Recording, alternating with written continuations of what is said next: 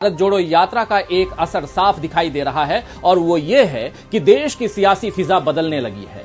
इसे ऐसे भी कह सकते हैं कि राहुल गांधी देश की सियासी तस्वीर को बदल रहे हैं। पिछले कई वर्षों से कोई ऐसा सांसद नहीं हुआ जिसने दक्षिण से लेकर उत्तर तक की इतनी लंबी पदयात्रा की हो और जनता से सीधा संवाद स्थापित किया हो। अगर भारतीय राजनीति में इस बात पर कोई रिकॉर्ड बुक बनती है तो उसमें अभी राहुल गांधी का नाम ही सबसे ऊपर दर्ज होगा, क्योंकि वो केवल पैदल ही नहीं चल रहे हैं बल्कि आम लोगों से रोजाना कई घंटों तक मिल रहे हैं, बात कर रहे हैं, उनके साथ समय बिता रहे हैं। एक तरह से दिन रात उन्हीं के बीच रह रहे हैं। जनप्रतिनिधि शब्द को सही मायने में राहुल गांधी साकार कर रहे हैं।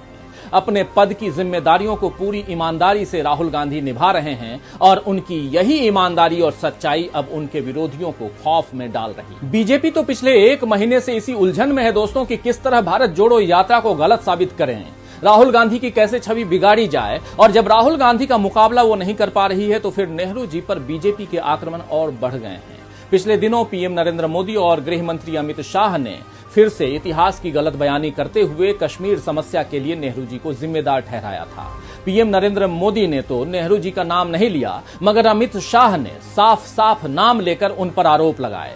लेकिन उनके आरोपों को कांग्रेस ने तथ्यों के साथ फौरन गलत साबित कर दिया। इसी तरह राहुल गांधी पर भी जिन बीजेपी समर्थक लोगों ने गलत तरीके से तंज कसे, कांग्रेस उन्हें फौरन सख्ती से जवाब दे रही है। इसी का नतीजा है कि कई लोगों ने अब माफी भी मांग ली है। कांग्रेस के सख्त तेवर और भारत जोड़ो यात्रा को मिल रहा जनता का साथ ये बता रहा है कि देश की सियासत बदल रही है और इसी बदलाव से बीजेपी को डर लग रहा है, क्योंकि राजनीति में बदलाव का असर सत्ता में बदलाव का आगाज कर सकता है।